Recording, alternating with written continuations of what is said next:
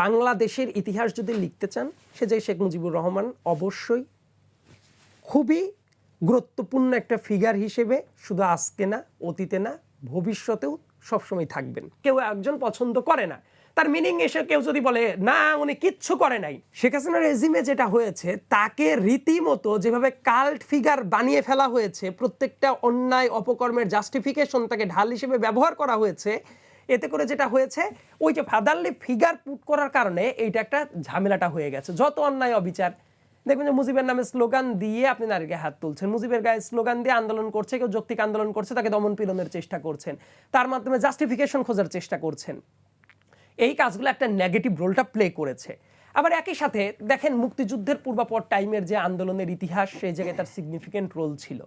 1971 সালের যুদ্ধ যখন শুরু হয়েছে তার আগেও তার সিগনিফিকেন্ট রোল ছিল। এই ইতিহাসগুলো কি মুছে ফেলতে পারবেন? উত্তর হলো না। আমাদের ঘটনাটা কি, ব্যক্তিগতভাবে আমি কাউকে পছন্দ বা অপছন্দ করতেই পারি, কিন্তু ইতিহাসে যার যতটা অবস্থান সেটাকে কিন্তু স্বীকার করে নিয়েও চলা যায়, রাইট? তার যে অবদানটা আছে এটা স্বীকার করলে ক্ষতিটা কোথায়? দেন আপনি যেমন আমি ব্যক্তিগতভাবে, উনি ওই দেশ স্বাধীন হলো তারপর আসলেন এবং আসার পরেও কিন্তু একটা ব্যাপার সিগনিফিকেন্ট রোল প্লে করেছিলেন। ভারতের যারা সেনারা ছিল বাংলাদেশে, সেটাকে ভারতে ফেরত পাঠানোর জন্য উনি কিন্তু সিগনিফিকেন্ট রোলটা নিয়েছিলেন, খুবই শক্ত ভূমিকায় নিয়েছিলেন। এটা তো অবশ্যই প্রশংসা করা উচিত, এটা খুবই সিগনিফিকেন্ট রোল ছিল। তার যেটা অবদান আছে সেটাকে অবশ্যই স্বীকার করতে হবে। আবার একই সাথে 72 পরবর্তী সময়ে 75 পর্যন্ত বিভিন্ন জায়গায় যে অপশাসনের বিভিন্ন এলিমেন্ট ছিল, যেসব জায়গায় প্যাট্রোনাইজ করা হয়েছে, উনি ওইগুলা কিছু ক্ষেত্রে প্রশ্রয় দিয়েছেন, সেগুলোরও সমালোচনাটাও জারি রাখাটা জরুরি। বাকশাল যেটা হয়েছিল সেটা কি সমর্থনযোগ্য? একজন সচেতন মানুষ বাকশাল সমর্থন করতে পারে না। শুধু আমরা না, ওই টাইমে তাজউদ্দিন আহমেদ সাহেবরা ছিলেন না, তাজউদ্দিন আহমেদ নিজেও সমর্থন করেন নাই, তাজউদ্দিন আহমেদ বাকশাল সমর্থন করেন নাই, এটা অহরহ বিভিন্ন জায়গায় স্টেটমেন্ট আছে। এখন তার মানেটি আমি যেটা বোঝার চেষ্টা করছি যে একটা কয়েনের দুইটা পাশই থাকে।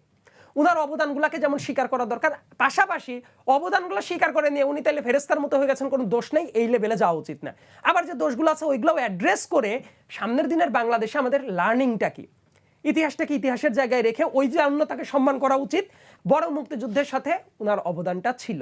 মুক্তিযুদ্ধের পূর্বাপর একদিনে তো আর মুক্তিযুদ্ধ হয় না, অনেক লম্বা একটা ইতিহাস আছে। এই ইতিহাসগুলোকে কেউ যদি অস্বীকার করে, ধরেন ব্যক্তিগতভাবে ওনারে আমি কেউ একজন পছন্দ করে না, তার মিনিং এসে কেউ যদি বলে না উনি কিচ্ছু করে নাই, এই ব্যাপারটা হবে একটা অন্যায্য কাজ, আপনি ইতিহাসকে মুছে দেওয়ার চেষ্টা করছেন। আবার তার পরবর্তী টাইমে সমালোচনা জারি রাখলেই তার আগের ভূমিকাটাকে অস্বীকার করতে হবে, নট নেসেসারি। সো এই ব্যাপারটাকে আমাদের একটা হলিস্টিক অ্যাপ্রোচে পুরো ব্যাপারটার ভিউ পয়েন্টটা দেখাও দরকার।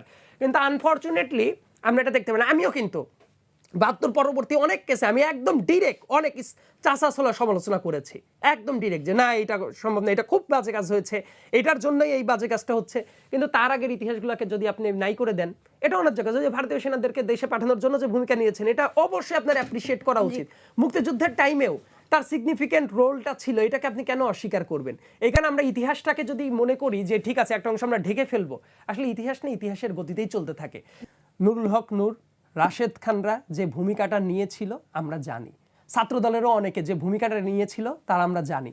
এই জুলাই গণ অভ্যুত্থানের টাইমে ছাত্রদলের অনেকে অনেক সংগ্রাম করে নাই, দেখবেন পরবর্তীতে তাদেরকে অনেক বাজেভাবে ভিলিফাই করা হয়েছে তো, রাইট? এই জন্য আমি বলি যে ইতিহাসের মর্যাদাটা ওইখানে রাখা হচ্ছে। দেখবেন হঠাৎ করে কটাক্ষ করে অত বিকাশ নূর, অত অমুক তমুক, কিন্তু এই যে এই কাজটা করে কি হয় জানেন? আপনি কেউ ইতিহাসটাকে মুছে দিতে চাচ্ছেন যে তারা এই যে আন্দোলন সংগ্রামের শুরু, হাসিনার বিরুদ্ধে চোখে চোখ রাঙিয়ে যে দাঁড়ানোর যে প্রক্রিয়া, সেই প্রক্রিয়ার তারা একটা সিগনিফিকেন্ট রোলটা প্লে করেছেন। এই কারণে আমি বলি ইতিহাসটাকে কেউ যদি পরবর্তীতে তাদের অপছন্দ করে, এটা যদি মুছে ফেলার চেষ্টা করে, এটা একদমই অন্যায্য কাজ। ইতিহাসকে ইতিহাসের গতিতেই চলতে দেওয়া উচিত, এই জায়গায় বাধা দেওয়া উচিত না।